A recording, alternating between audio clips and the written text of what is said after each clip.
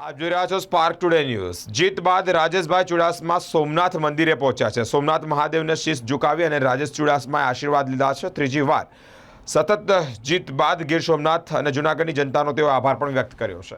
આજે ત્રીજી વખત જ્યારે જૂનાગઢ અને ગીર સોમનાથની જનતા દ્વારા ત્રીજી વખત આ વિસ્તારના સાંસદ તરીકે 1,34,000થી પણ વધારે મતોથી વિજય અપાવ્યો, ત્યારે ભગવાન સોમનાથ દાદાના સાનિધ્યમાં શીશ ઝુકાવી અને પ્રાર્થના કરી કે આ વિસ્તારની વધારેમાં વધારે સેવા કરી શકું એવી શક્તિ આપે અને આ દેશમાં નરેન્દ્રભાઈના નેતૃત્વમાં એક મજબૂત સરકાર બનવાની ત્યારે નરેન્દ્રભાઈને પણ શક્તિ આપે એવી ભગવાન સોમનાથ દાદાને પ્રાર્થના કરી।